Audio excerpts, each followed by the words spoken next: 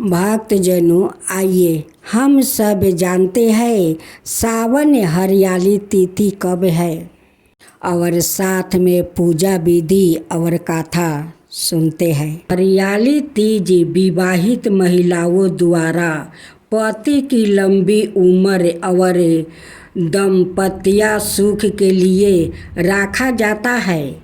हरे वस्तु, मेहंदी, गीत संगीत और झूले इस पर्व की पहचान है। इसके विपरीत हरतालिका तीज व्रत का संबंध पार्वती जी की कठोर तपस्या से है। यह व्रत विवाहित कन्या, अच्छे वर की प्राप्ति और विवाहित महिलाएं पति की लंबी आयु सम्मान कामना के लिए करती है। अब व्रत की कठोरता में अंतर। हरियाली तीज को अत्यंत कठिन व्रत माना गया है। इसमें निर्जला उपवास रखा जाता है, जिसमें दिन रात ना तो अन्न ग्रहण किया जाता है और ना ही जल। जबकि हरियाली तीज में कुछ स्थानों पर फलाहार या जल सेवन की अनुमति दी जाती है। इस प्रकार तप और संयम की दृष्टि से हरतालिका तीज अधिक गहन मानी जाती है। अब पूजा की परंपरा और कथा।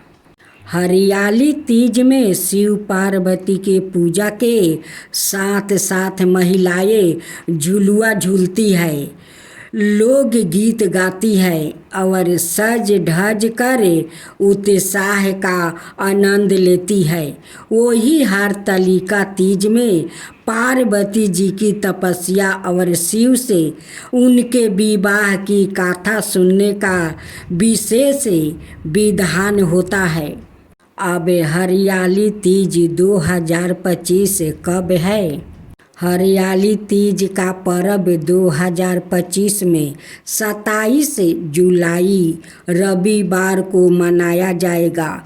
हिंदू पंचांग के अनुसार सावन शुक्ल पक्ष की तिथि की शुरुआत 26 जुलाई को रात 10:40 तक रहेगी। उदय तिथि के अनुसार व्रत और पर्व 27 जुलाई को रखा जाएगा। इस दिन एक विशेष संयोग भी बन रहा है, रवि योग, जो 27 जुलाई शाम 4:23 से शुरू होकर 28 जुलाई सुबह 5:40 तक रहेगी। मानता है कि रवि योग में किया गया व्रत और पूजन अत्यंत शुभ और फलदायक होता है।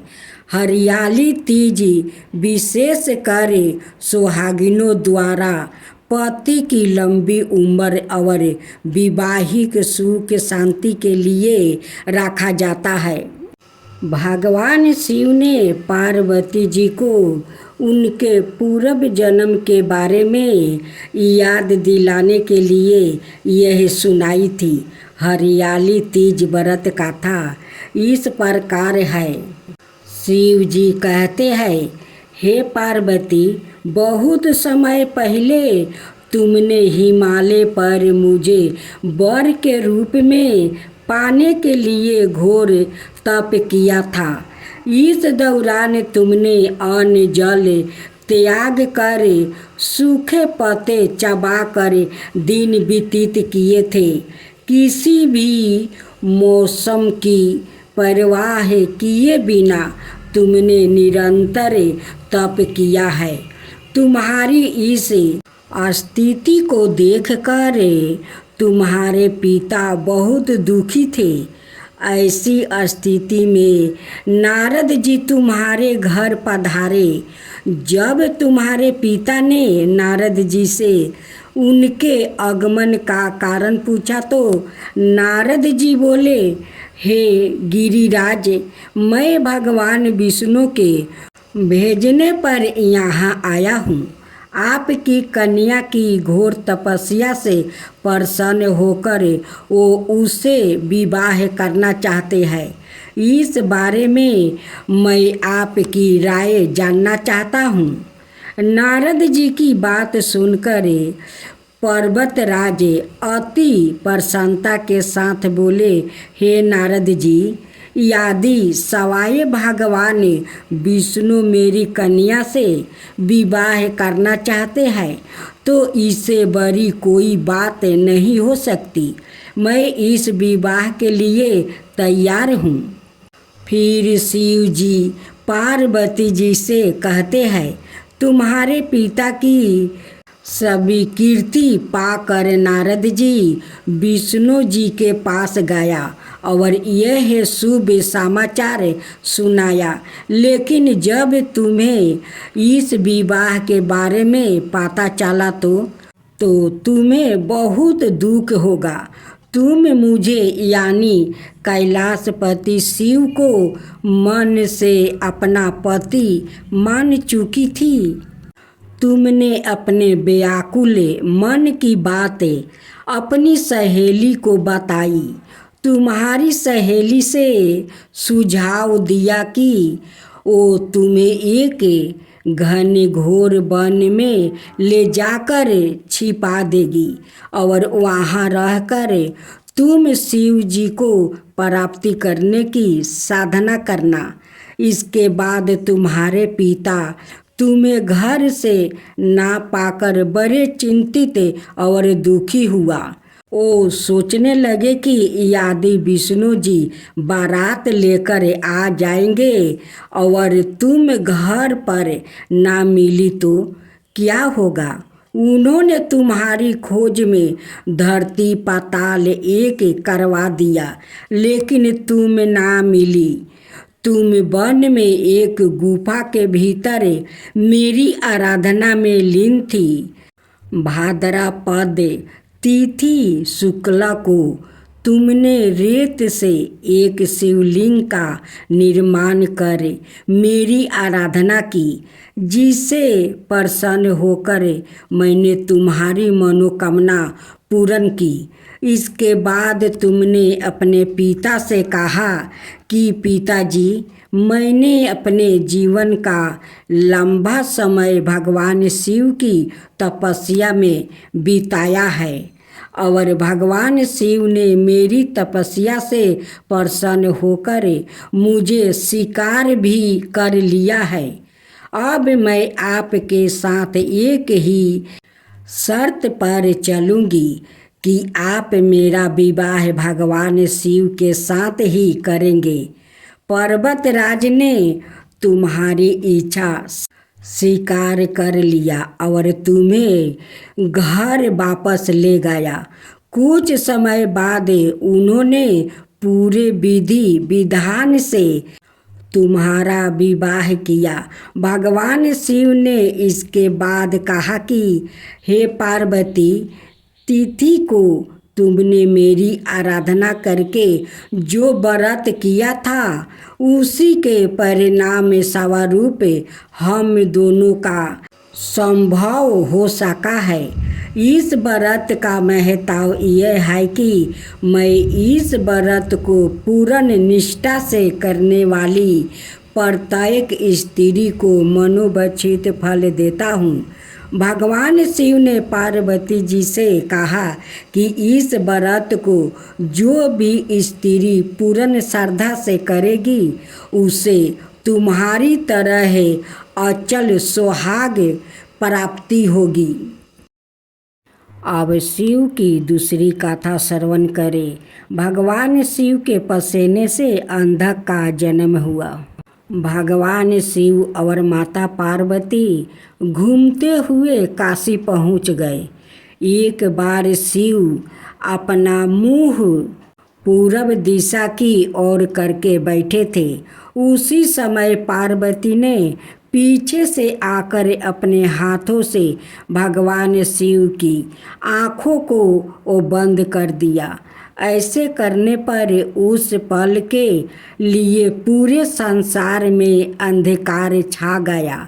जैसे ही माता पार्वती के हाथों का स्पर्श भगवान शिव के शरीर पर हुआ, वैसे ही भगवान शिव के सिर से पसीने की बूंद गिरने लगी। उस पसीने की बूंद से एक बालक प्रकट हुआ। उस बालक का मुंह बहुत बड़ा था और भयंकर था।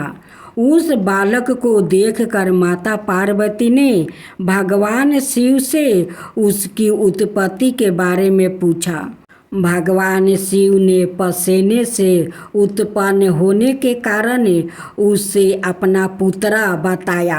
अंधकार में उत्पन्न होने की वजह से वो बालक अंधा था, इसलिए उसका नाम अंधा रखा। कुछ समय बाद दैत्यों हिरण्यकश्यप के पुत्र प्राप्ति का वर मांगने पर भगवान शिव ने अंधक को उसे पुत्र रूप में प्रदान किया। अब तीसरी कथा श्रवण करें। भगवान शिव ने ली थी पार्वती की परीक्षा। शिव पुराण में दी गई एक प्रसंग के अनुसार पार्वती भगवान शिव को पति रूप में पाना चाहती थी, जिसके लिए पार्वती कई वर्षों से कठोर तपस्या कर रही थी। माता पार्वती की तपस्या देखकर भगवान शिव उनकी भक्ति पर प्रसन्न थे, लेकिन भगवान शिव उनके प्रेम की प्रतीक्षा लेना चाहते थे। प्रतीक्षा लेने के लिए भगवान शिव एक ब्राह्मण का रूप धारण करके माता पार्वती के आश्रम में गए, जहाँ देवी पार्वती तपस्या कर रही थी। पार्वती को तपस्या करते देख कर ब्राह्मण रूपी भगवान शिव ने माता से इतना कठोर तपस्या करने का कारण पूछा। ब्राह्मण के ऐसा पूछने पर पार्वती ने उन्हें बताया कि वो भगवान शिव को अपने पति रूप में पाना चाहती है। उन्हीं को पाने के लिए वो तपस्या कर रही है। माता पार्वती के ऐसा कहने पर ब्राह्मण रूपी शिव माता पार्वती के सामने भगवान शिव की निंदा करने लगे। ब्राह्मण के मुख से भगवान शिव की निंदा सुनने पर माता पार्वती ने ब्राह्मण की बातों का विरोध किया, भगवान शिव के गुणों का वर्णन किया। माता पार्वती के ऐसा करने पर भगवान शिव उन पर बहुत प्रसन्न हुआ और माता पार्वती को अपने शिव रूप में वो दर्शन दिया। साथ ही देवी पार्वती को ही अपनी पत्नी बनाने का वरदान भी दिया।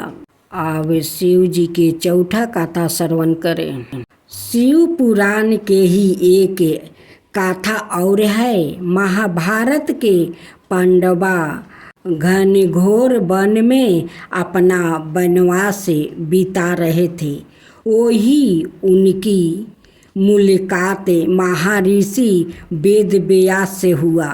महर्षि वेदव्यास ने अर्जुन को भगवान शिव की तपस्या करके उनसे पाशुपस्त्र और दिव्य शस्त्र लेने को कहा।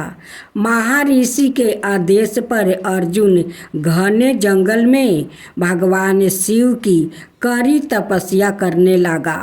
अर्जुन की तपस्या की परीक्षा लेने के लिए भगवान शिव ने एक भील का रूप धारण कर लिया।